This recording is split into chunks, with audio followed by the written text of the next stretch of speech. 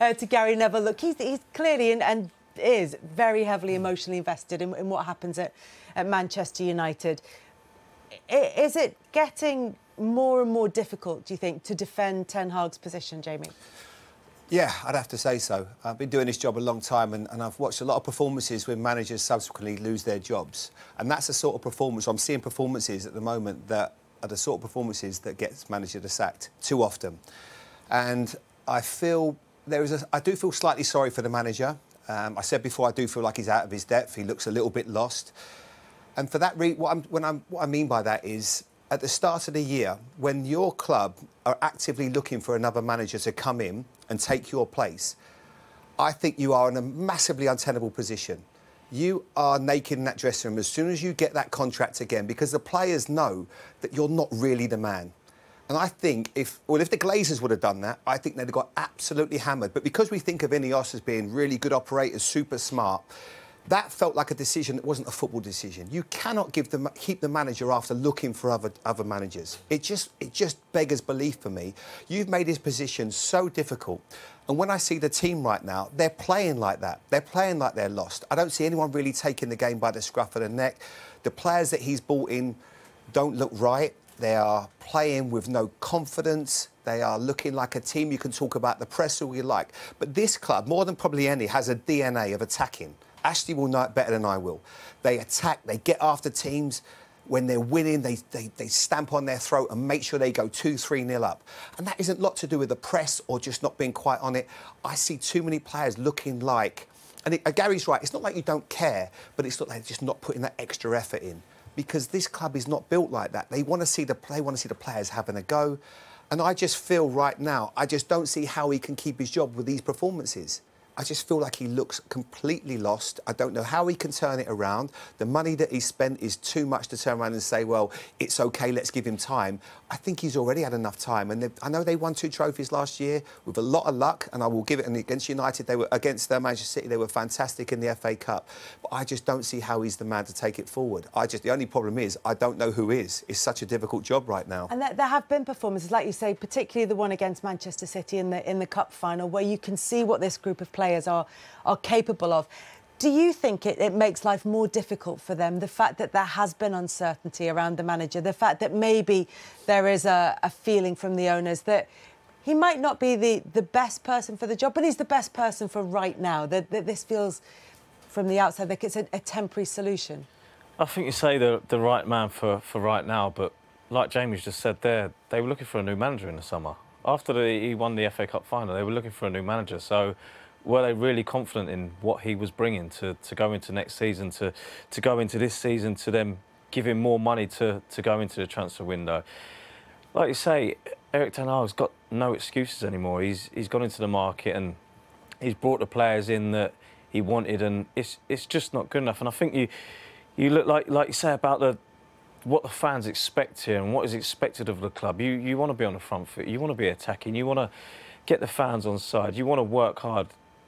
There's none of that out there, and that was just shown today that the players just look lost. And you know, we had a DNA of Manchester United where you're on the front foot, you go and press teams, and like you squeeze teams by the jugular, and you get the ball back, and you know, you get corners, you get throw-ins. There was just none of it. It was like they went out today and they were just happy for Tottenham to have the ball. And you know, over the years, that's not been the Manchester United way. And what's the change? What is going to be the change? And I do think the players, like Jamie said then as well, there needs to be a crisis meeting.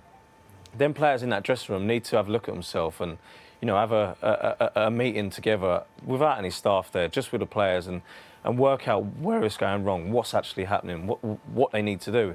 And it's getting back to basics, because right now the basics are not being done. And you know, we said then that you know, Ten Hag come out and said that they had big chances. Well, if you look at the stats on the screen there was 9 big chances for Tottenham. That shouldn't happen here at Old Trafford. And like I say, it's one of them things where players now have to have a long, hard look at themselves and try and take this club back to where it should be, where a lot of players that have played for this club know it should be and know where it can be.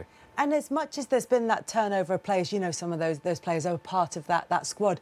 What is the level of this squad of players? Because I think that's where a lot of the frustration comes in, is the gap between what they're capable of and what we're seeing from them.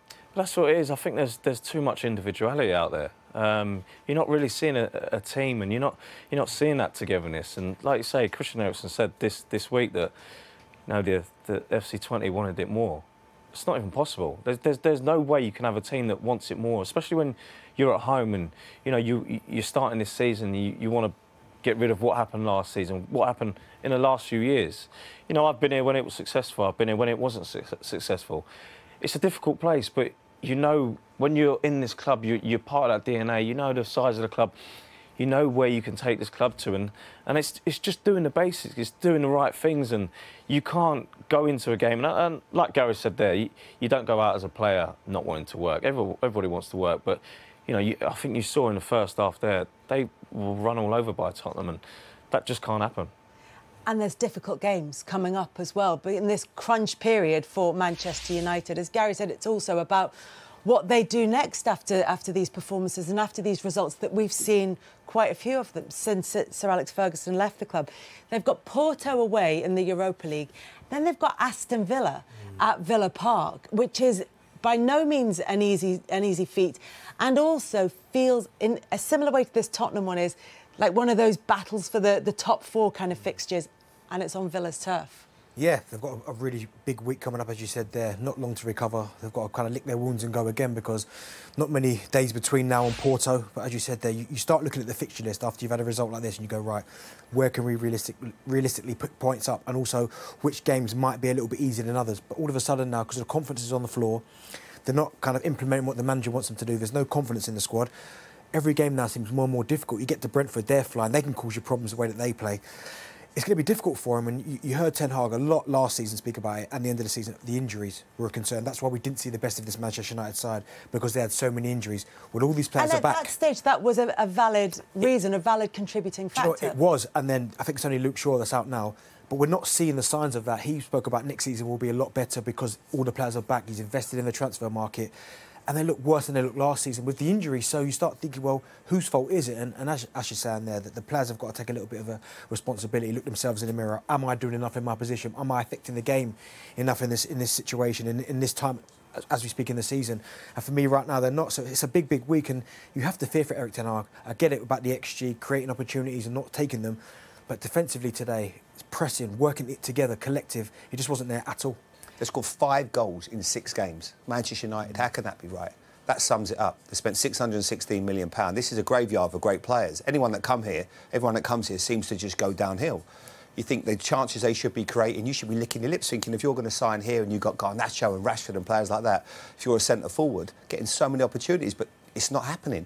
Everyone, for whatever reason, is so devoid of any confidence and belief. But for Man United to only have that many goals in 6 games is just like you couldn't make that up, in your era, for sure, Ashley. Yeah, of course. And I think it just showed today where you've got the 2 wingers going 1v1, and instead of going to attack the space in behind, they'd rather turn back and play the safe pass. That's when you've got a winger that's got no confidence. And as a winger previous as well, when you're here, when you see a 1v1, that's when your eyes light up. That's your time to shine.